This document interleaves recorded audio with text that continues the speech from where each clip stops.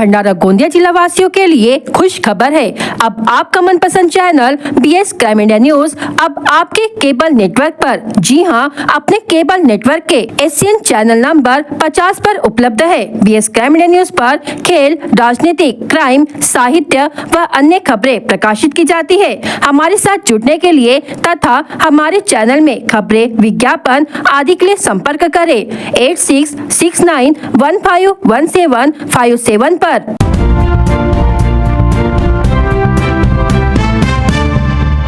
जिले की कई नदियां, झीलें और जलाशय जलकुंभी से पट गए हैं। इससे जल में रहने वाले जलीय जीवों के साथ साथ जैव विविधता भी प्रभावित हो रही है। मछली उत्पादन और मछली पकड़ने में भी बाधा हो रही है। पर्यावरण के लिए हानिकारक इस जलकुंभी के पौधे को फैलने से रोकने के लिए प्रशासन और कृषि विज्ञान केंद्र ने संयुक्त पहल की है। जैविक खरपतवार और कीड़ों के माध्यम से जलकुंभी को नियंत्रित करने का प्रयोग किया जा रहा है। कलेक्टर के नेतृत्व में यह अनोखा प्रयोग सुशासन सप्ताह के मौके पर शुरू किया गया है। कई झीलों और नदियों में जलकुंभी का पौधा फैल गया है। यह पौधा पर्यावरण, जलीय जीव, मछली के लिए खतरनाक है। इस संयंत्र ने पिछले कई वर्षों में वैनगंगा नदी बेसिन में अपनी पकड़ बना ली है। नदी तल में वनस्पति के फैलाव के कारण सूक्ष्म जीवों, जलीय जीवन और मछलियों को पर्याप्त ऑक्सीजन और पोषक तत्व नहीं मिल पाते हैं। इसके अलावा धीमा समुदाय के लोग नाव चलाने में भी असमर्थ है, जिससे उनकी मछली पकड़ने में बाधा आ रही है। जलकुंभी को खत्म करने के लिए नियोचेट्रिना ब्रूची कीट की मदद ली जाएगी। यह कीट जलकुंभी पर ही रहता है। इस कीट की जैविक श्रृंखला में 4 चरण होते हैं: अंडे, लार्वा, प्यूपा और वयस्क लार्वा। और वयस्क अवस्था में ये कीट जलकुंभी का रस सोख लेते हैं। क्योंकि जलकुंभी एक कीट भोजन है, इसलिए यह जलकुंभी के संक्रमण को नियंत्रित करने में मदद करेगा। तरबूज प्रबंधक के लिए कृषि विज्ञान केंद्र साकुली के मुख्य वरिष्ठ वैज्ञानिक डॉक्टर उषा डोंगरवार, विषय विशेषज्ञ डॉक्टर प्रशांत उम्बरकर ने नियोचेट्रिना ब्रूची को जैविक माध्यम के रूप में उपयोग करने की अवधारणा को आगे बढ़ाया है। भंडारा जिले में राष्ट्रीय राजमार्ग 53 के मौजा शाहपुर से सातोना, हरदोली, आंबागढ़ होते हुए मध्य प्रदेश के कटंगी राज्य मार्ग तक सड़क को जोड़ने और इसे सीमेंट सड़क के रूप में विकसित करने की मांग जोर पकड़ रही है। इस संबंध में सांसद डॉक्टर प्रशांत पडोले ने केंद्रीय सड़क परिवहन मंत्री नितिन गडकरी को पत्र लिखकर इस मार्ग के चौड़ीकरण और सीमेंटीकरण की मंजूरी की मांग की है। पत्र में उल्लेख किया गया है कि यह सड़क ग्रामीण जनता को मध्य प्रदेश से जोड़ने का प्रमुख साधन बन सकती है। साथ ही गोंदिया और मध्य प्रदेश जाने वाली भारी वाहनों को शहर सीमा में दाखिल हुए बिना मार्ग उपलब्ध हो सकता है। सड़क चौड़ी होने से आसपास के गांव का मुख्य सड़कों से बेहतर संपर्क हो जाएगा, जिससे किसानों और उद्योग के लिए आवाजाही सुगम होगी। वर्तमान में यह मार्ग काफी संकरा है, जिसके कारण दुर्घटनाओं की संख्या में बढ़ोतरी हो रही है। हादसों से लोगों को अपनी जान तक गंवानी पड़ी है। सांसद पडोले ने इस गंभीर समस्या का समाधान करते हुए मार्ग को चौड़ा करने और सीमेंट सड़क में परिवर्तित करने की अनुमति देने की मांग की है, ताकि स्थानीय नागरिकों को राहत मिल सके और क्षेत्र का समग्र विकास हो। गोंदिया विधानसभा क्षेत्र में विकास कार्यों में भ्रष्टाचार का मामला सामने आया है। विकास कार्यों में हुए भ्रष्टाचार में गोंदिया सार्वजनिक निर्माण विभाग के अधिकारियों और ठेकेदारों पर ही आरोप लग रहा है। गोंदिया के विधायक विनोद अग्रवाल ने अपने निर्वाचन क्षेत्र में कई महत्वपूर्ण विकास कार्यों को अपने क्षेत्र में लागू किया। इन कार्यों में सड़क निर्माण, जलापूर्ति योजना और अन्य विकास योजना शामिल थी। लेकिन अब ये बात सामने आ रही है कि गोंदिया सार्वजनिक निर्माण विभाग के अभियंता शुभम हरणे और ठेकेदारों ने मिलकर इन कार्यों में अनियमितता की। खतिया से अम्बोरा गांव के बीच बड़ी सड़क में तो उद्घाटन के केवल 8 दिनों में दरारें आ गई। सड़क के किनारे जो गट्टू लगाए गए थे वह भी उखड़ गए। इन सब के लिए भ्रष्टाचार को जिम्मेदार बताया जा रहा है। जब अभियंता शुभम हरणे से इस बारे में पूछा गया तो उन्होंने जवाब दिया कि सड़क को 30 लाख रुपए से विधायक निधि से बनाया गया था और यदि सड़क में खराबी आए तो उसे फिर से ठीक कर दिया जाएगा। लेकिन कैमरे के सामने बोलने से उन्होंने इनकार कर दिया। इसके अलावा गोंदिया तहसील के खमारी से तुमखेड़ा गांव तक करोड़ों रुपए की लागत से सड़क का निर्माण तो हुआ, लेकिन उसकी भी दशा कुछ ऐसी ही है।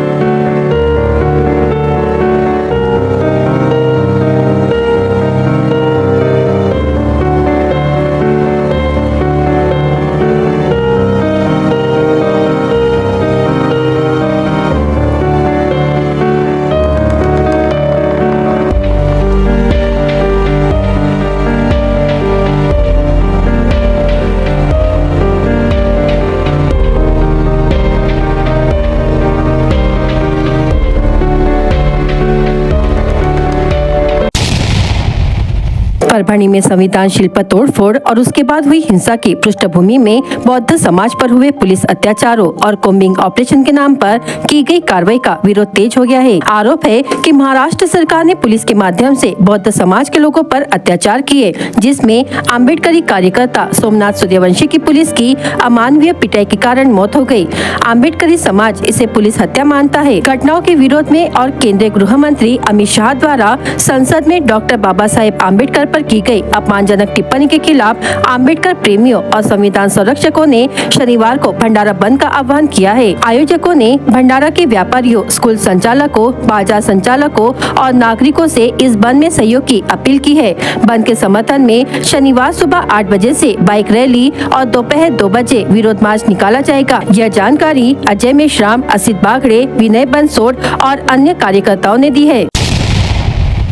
जिले में शांति व्यवस्था एवं कोई अप्रिय घटना न घटे, इसके लिए 18 दिसंबर 2024 को शाम 7 बजे से 12 बजे के दरमियान पुलिस अधीक्षक नूरुल हसन के मार्गदर्शन में भंडारा पुलिस बल द्वारा कोम्बिंग ऑपरेशन एवं नाकाबंदी अभियान चलाया गया। भंडारा जिले में तलाशी अभियान और नाकाबंदी के दौरान 51 अधिकारी और 317 अमलदार मौजूद थे। भंडारा जिले के पुलिस स्टेशन अंतर्गत दारूबंदी कायदा के तहत 19 मामले हुए। मोटर वाहन अधिनियम के तहत 341 मामले, धारा 122 महाराष्ट्र पुलिस कायदा अधिनियम के तहत 1 मामले, सुगंधित तंबाकू के 2 मामले, जेल से रिहा किए गए अपराधी, ऐसे कुल 180 अपराधियों की उनके घर जांच की गई। साथ ही नाकाबंदी के दौरान 846 वाहनों की जांच की गई। पुलिस अधीक्षक नूरुल हसन के मार्गदर्शन में भंडारा जिले के अवैध व्यवसायियों, नशीली दवाओं के उपयोगकर्ताओं, रखने वाले और विक्रेताओं के खिलाफ भंडारा जिला पुलिस को जानकारी देने का आह्वान किया गया। सूचना देने वाले का नाम भंडारा जिला पुलिस दल द्वारा गोपनीय रखा जाएगा।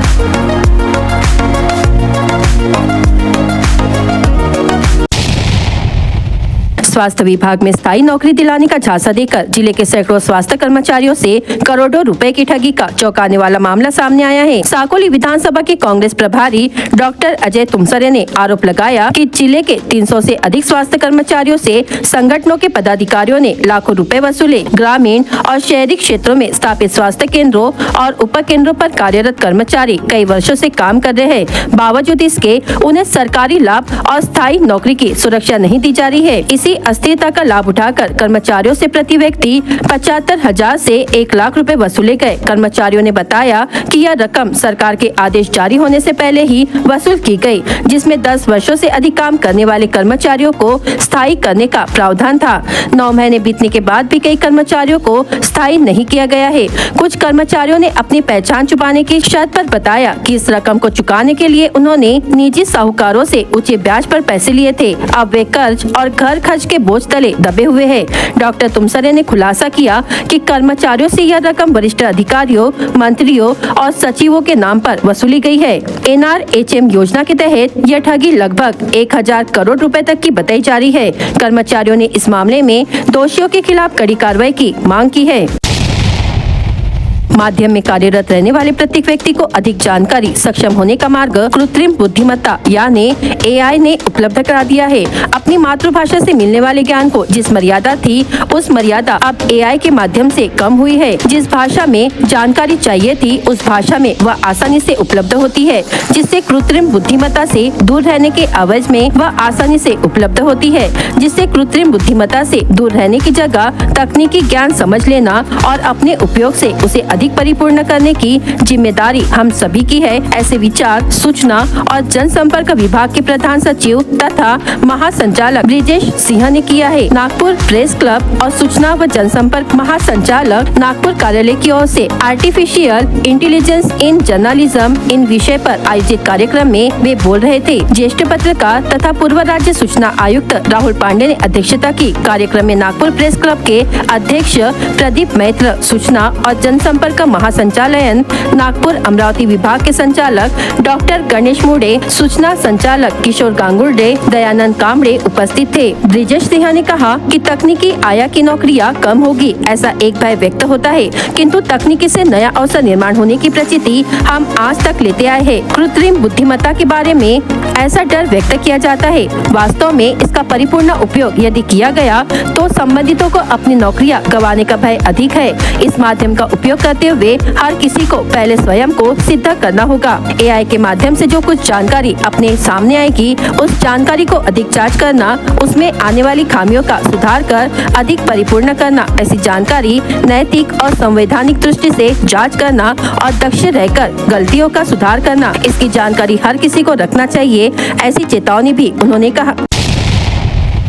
भंडारा शहरातील संत कबीरवाड चांदणी चौक जवळील सागर तलावाच्या बाजूला असलेल्या बिनकामी शौचालयाला पाडून त्या ठिकाणी अंगणवाडीसाठी नवीन इमारत तयार करा, अशी मागणी युवा शक्ती संघटनेचे अध्यक्ष गोवर्धन निनावे यांनी केली असून या मागणीचे निवेदन नगर परिषदेचे मुख्याधिकारी यांना बुधवारला दुपारी 4 वाजताच्या दरम्यान देण्यात आले। शहरातील संत कबीरवाड भंडारा येथील सागर तलावाच्या जवळ 5 ते 6 वर्षांपासून सार्वजनिक शौचालय बंद अवस्थेत असून तो शौचालय कोणाच्याही वापरीत नाही व आजूबाजूला दाट वस्ती असल्याने त्या ठिकाणी नवीन सार्वजनिक शौचालय बांधणे योग्य नाही। तसेच संत कबीर वार्डातील लहान मुलांसाठी शिक्षणासाठी या परिसरात कोणत्याही प्रकारची इमारत नसून या लहान मुलांना किरायाच्या इमारतीमध्ये शिक्षण घ्यावं लागत आहे, तरी त्या शौचालयाच्या ठिकाणी लहान मुलांकरिता अंगणवाडीची इमारत बांधून देण्यात यावी, जेणेकरून लहान मुलांना व शिक्षकांना प्रत्येक वेळी खोली बदलवण्याची गरज भासणार नाही। या सार्वजनिक शौचालयाच्या आजूबाजूला झाडीझुडपी वाढली असून सार्वजनिक शौचालय दिसत सुद्धा नाही व ती सार्वजनिक शौचालय कोणत्याही कामाची नसून त्या सार्वजनिक शौचालयाला पाडून त्या ठिकाणी अंगणवाडीची इमारत उभारण्यात यावी, अशी मागणी युवा शक्ती संघटना भंडाराच्या वतीने करण्यात आली असून याबाबतचे निवेदन नगर परिषद भंडारा येथील मुख्याधिकारी करण कुमार चव्हाण यांना देण्यात आले। मुख्याधिकारी यांच्याशी चर्चा केल्यानंतर त्यांनी सकारात्मक आश्वासन दिले व लवकर याबाबत नगर परिषदेचे बांधकाम विभाग यांना कळविण्यात येणार असल्याचे त्यांनी सांगितले। निवेदन देतेवेळी युवा शक्ती संघटनेचे कार्यकर्ते मोठ्या संख्येने उपस्थित होते। BS क्राइम इंडिया न्यूज आपके सामने पेश कर रहा है भंडारा क्राइम वारदात। हर जुर्म से हम आपको कराएंगे अवगत। आपके अपने चैनल पर रोजाना शाम 7 बजे, तो देखना ना भूलिए क्राइम वारदात। कोमारा से नवेगांव बांध मार्ग पर ट्रैक्टर ने मोटरसाइकिल को टक्कर मार दी, जिसमें मोटरसाइकिल पर बैठे 2 युवक गंभीर रूप से घायल हो गए। घायल युवकों के नाम गुलचंद्र वखारे और दिनेश कापकते बताया गया है। तुमसर और साकोली में चोरों ने घर में से 3,65,000 की चोरी कर ली। अज्ञात चोरों ने दरवाजे का ताला तोड़कर सोने के आभूषण और नकदी चुरा कर ले गए। शिकायत के आधार पर साकोली पुलिस ने मामला दर्ज किया है। धान फसल की चुराई कर खेत में 21 बोरे रखे थे, जिसमें से 18 बोरे अज्ञात चोर चुरा ले गए। आंदलगांव पुलिस ने शिकायत के आधार पर मामला दर्ज किया है।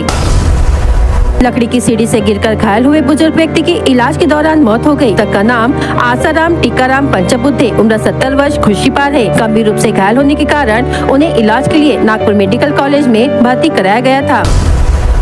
नदी घाट से रेत की अवैध रूप से निकासी कर ट्रैक्टर से परिवहन करने की सूचना पुलिस को मिली। इस पर उपविभागीय पुलिस अधिकारी सहित अन्य अधिकारियों ने अवैध रूप से रेत परिवहन कर रहे ट्रैक्टर को पकड़ा। कुल 3,66,000 रुपए का माल जब्त किया। स्वास्थ्य विभाग में स्थायी नौकरी दिलाने का झांसा देकर जिले के सैकड़ों स्वास्थ्य कर्मचारियों से करोड़ों रुपए की ठगी का चौंकाने वाला मामला सामने आया। कर्मचारियों ने इस मामले में दोषियों के खिलाफ कड़ी कार्रवाई की मांग की है।